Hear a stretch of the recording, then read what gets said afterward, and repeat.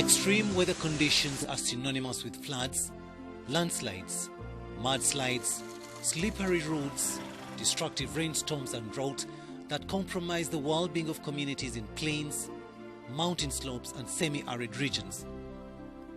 The slopes of Mount Elgon, the Rwenzoris and Kigezi Highlands, the plains of Teso and Karamoja have frequently suffered the impact of climate change that includes torrential rains and extended dry spells that often lead to death, disease, injuries, property loss, poor crop yields, water scarcity, famine and deprivation. When it rains, we experience large flows of water coming from up at the higher speed, washing away our things, our crops, and even sometimes it breaks down. Actually, it has broken down most of our community members' houses. Some of my walls of the house got broken, and some, the standing ones, are in a crucial condition. Menyana kimyaka kabiri uhwamanga ndandika khusala nari kametsi sikaliha mueria munota khulima moko khulima kamaponde buli sile shosi khulima. Water actually is trying to find its way because it has lost its houses, so that's why we are experiencing all these floods. Although we are receiving a lot of water, but also we are contributing in terms of destroying. Some forests and wetlands have been slashed, leaving soils exposed to erosion, strong winds and heat waves that reduce fertility, leading to food scarcity and vulnerability. This is mainly due to population pressure, a soaring demand for agricultural products, and search for construction materials and urbanization. So what has happened in the mountains, people have had to migrate upwards. From places which were relatively safe, they have had to migrate to the steep hills. The Office of the Prime Minister is implementing a 5-year program strengthening community resilience to climate change and disaster risk through effective policy formulation and implementation, sensitizing the public, scaling up climate-smart technologies and mass awareness. Strengthening community resilience project and program is an integrated program in its design, focusing on both policy level and community level action. In this regard, UNDP support to the Office of the Prime Minister and other government partners in strengthening community resilience has supported preparation of the climate change law, the climate change bill, which is now before Parliament for consideration. It also supported the Office of the Prime Minister in reviewing the disaster risk management policy, which will inform investment or disaster risk issues. UNDP, through the Strengthening Community Resilience Program, we have also supported development of the National Risk Atlas. The National Risk Atlas is designed as a tool for facilitating integration of climate and disaster risks within the development planning processes, and as such, one of the key elements in addition to the policy instruments is to facilitate integration of disaster risk issues into the planning process. The project aims at building capacity of communities in mitigating, adaptation, transformation, resilience and reduction in vulnerability to climate change and disaster risk. The project is enhancing sustainable energy use, mainly solar panels and briquettes, instead of firewood and charcoal, to mitigate likely climate change-induced hazards. Using vulnerability prevention and management skills like early warning systems and risk atlases, a number of hazards have been prevented. At the national level, the project has supported the revision of the National Policy for Disaster Preparedness and Management and is currently supporting the development of a disaster bill, among others. Then at the community level, there are regular DRR platforms that enhance the understanding on disaster in the communities. so the people get to know what is risk, what is disaster risk, and they are informed, and when they finally are told to move, they appreciate why they have to move. Strengthening Community Resilience to Climate Change and Disaster Risks Project works with the Ministry of Water and Environment, Ministry of Finance, Planning and Economic Development, Ministry of Lands, Housing and Urban Development, and Ministry of Agriculture, Animal Industry and Fisheries. SCORE also works with Uganda National Meteorological Authority and the National Planning Authority to help strengthen community resilience to climate change and associated disaster risks. The seasonal forecast is the major climate service which we give. And you see, most of the information we give is for early warning and advisory.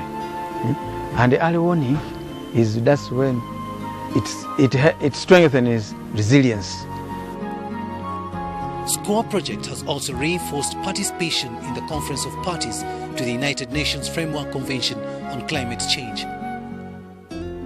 The National Emergency Coordination and Operations Center, NECOC, under the Office of the Prime Minister's Department of Relief, Disaster Preparedness and Management, is responsible for collecting and distributing timely, transparent and reliable data from district disaster management committees, government departments and development partners. The Department of Relief, Disaster Preparedness and Management in the Office of the Prime Minister is the focal government unit for strengthening community resilience to climate change and disaster risks project in Uganda.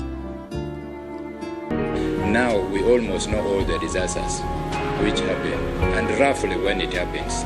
So what we have done is to carry out risk assessment all over the country. We have risk maps. We know where drought happens, where floods happen, where earthquakes happen, where landslides happen, and roughly which period of the year. SCORE has supported climate change into the agriculture and lands, housing and urban sectors. To enhance community resilience, Manafwa and Bulambuli communities, among others, have participated in developing village response and preparedness plans.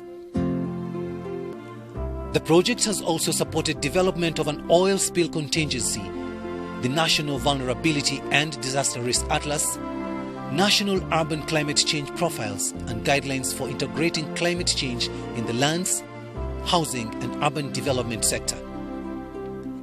The National Disaster Risk Atlas aims at guiding decision makers to make evidence-based policies, informed investment decisions, including development planning, land use and disaster risk reduction planning. Similarly, Uganda National Meteorology Authority has collected and documented indigenous knowledge, integrated it with modern science to increase acceptability and usability of climate and weather forecasts. The authority is also carrying out data rescue and digitalization to enable proper storage and access to available weather data, hence improving Uganda National Meteorology Authority UNMA database. The 2010-2015 and 2016-2021 National Development Plans and the country's Vision 2040 recognize that addressing the challenges of climate change, especially through tree planting, is key to enhancing sustainable development. Similarly, the Ministry of Lands, Housing and Urban Development has been supported to develop National Urban Climate Change Profile that highlights the unique manifestation and impact of climate change in urban areas and have been used to develop climate-resilient plans for vulnerable cities in Uganda. SCORE has strengthened capacities for adoption of climate resilience technologies through its annual climate change and low-carbon symposiums, development of the Interministerial Agency Monthly National Integrated Multi-Hazard Early Warning U-News Bulletins, and training of weather information dissemination champions to reinforce information gathering and dissemination mainly about areas at risk and in the development planning process. Climate change information is disseminated through U-News, a newsletter published with SCORE support. It is such initiatives that have won Uganda international recognition and awards, including the GEO Award. So we have a newsletter which is meant to inform Then we also have the NECOC. They support NECOC. NECOC is the National Emergency Coordination and Operations Center, where we do the detection and the mapping and all. So SCOA is making OPM disaster. It's a program under OPM Disaster Management Department to help in producing those products at strategic level. And then at the community level, there are regular DRR platforms that enhance the understanding on disaster in the communities, so the people get to know what is risk, what is disaster risk, and they are informed, and when they finally are told to move, they appreciate why they have to move. Vision 2040 recognizes that climate change affects all sectors of the country's economy, making adaptation and mitigation strategies to climate change effects more inevitable. Together with Media Challenge Initiative, 14 School of Journalism and Mass Communication students and mainstream journalists have been engaged in a climate change and disaster risk reduction reporting challenge. Whether you're NRM yellow or People Power red or FDC blue, you can still see that the oceans and the sky, they are no longer blue. See, they are green with envy, because we change our status like we change our DPs, but we need to know that just like DP, the greenhouse effect is taking a toll on us. We believe that journalism can make the world a better place. The media makes the efforts towards mobilizing everyone else to support efforts towards addressing climate change. Strengthening community resilience to climate change and disaster risks project in Uganda is promoting tree planting, restoration of wetlands, good farming practices, cultivating meters away from water bodies as a stop measure against climate change impacts. In order to raise public awareness and mobilize societal response, SCORE has supported annual national and regional youth conferences on climate change and sustainable development goals.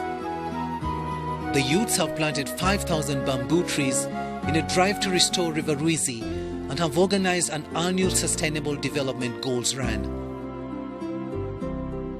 We started initiatives. For instance, one is on tree planting.